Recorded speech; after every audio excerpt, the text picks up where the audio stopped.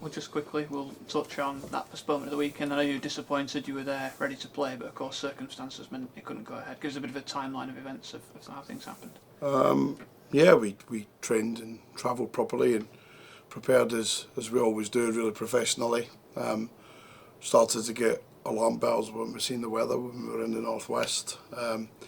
We seen a cancellation of games such as the big Merseyside derby, and I thought then this could be in trouble, this game. And then the first I became aware of it was mid-morning. Paul Douglas ringing me and saying, "Hold on a minute, Steve, this game could be a problem today."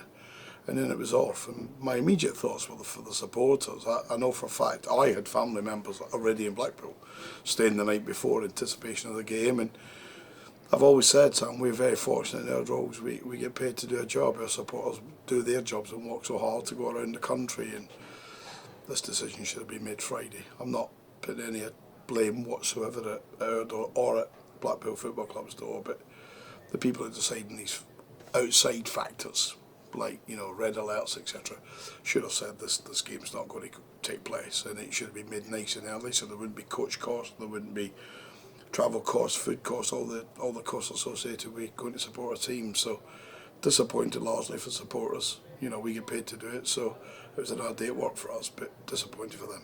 In terms of the football logistics, a bit of a catch-22 for yourself because you were looking to build on a positive result in midweek, but then perhaps a little bit more time for the likes of Johnson, Clark, Harrison, Malik Wilkes to get up to speed. Yeah, I think so. I think we had 2 or 3 lads that we'd have probably put onto the bench because it was Tuesday was such a tough physical game with Lincoln, and I can see that their manager said that a lot of the energies they were missing against Charlton on Saturday, Michael was attributing to how hard they had to work here. So all we've done is we win a really fierce competitive game and beating Lincoln, and we wanted to back it up. And when you're going to Blackpool with Brucey, it would be tough, and it'll be tough when we go there, but we were really looking forward to it.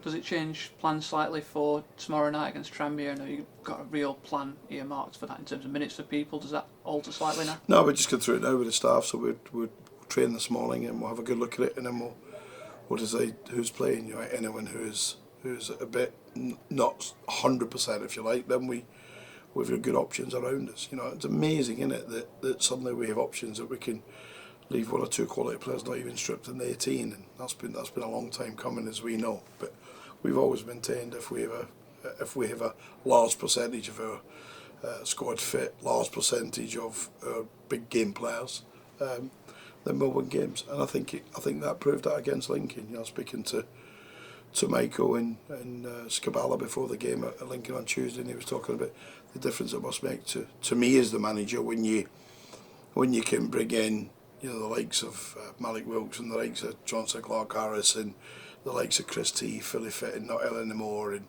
and Sean Raggett, who I thought was him and Joe's were immense. On that note, you've used this competition to blood youngsters so far, which has been a great opportunity for them, but as you mentioned, you've got a fully fit squad to pick from, and obviously it's a knockout stages now, so perhaps those opportunities become a bit more limited, do they? Well, they do become limited, but we've got some of the younger lads with us today, young Ben and Kieran and Jake and that are with us today, so we'll literally watch the boys train, look who's sharp and ready. So I've never hidden it since the start of the group stages of the competition. It's a competition this club's got a real good, decent history in, and we want to progress that. But at the same time, we're taking on a good Tranmere team. We have a very experienced manager. A lot of Tranmere players have played a lot of football in League One, so it'll be no surprise coming in to see the wonders of the New York Stadium and they want to play.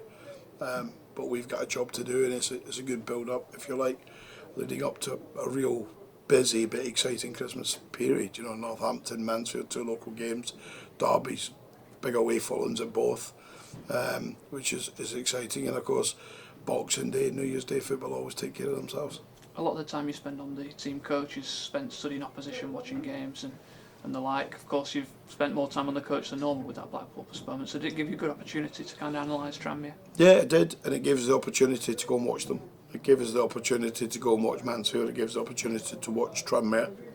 Obviously, we've got the opportunity as well as come up in the next week to see Bolton and to see Stockport and Wigan, teams that were now just about to come on. It's massively important if we can get our eyes on them. So Saturday's game being off gave us that opportunity for Tranmere and Mansfield. And finally, just a word on Liam Kelly. He was the kind of only one you didn't think might be involved at Blackpool. Is there any chance of him on Tuesday night? Yeah, there is a chance. Liam is his little girl's not been so well, so family. But yeah, he's good to go. Liam's a brilliant professional.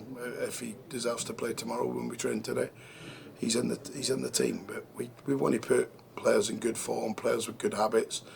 We want to build on Tuesday. Know we've got everyone fit. Competition for places starts to become fierce rather than supporters could turn up 3-4 weeks ago, Sam, and think, well, who's missing today? It's hard to pick a team. Now they're able to pick out A-list players. That makes it easier to win games if they turn up. Excellent. Your 5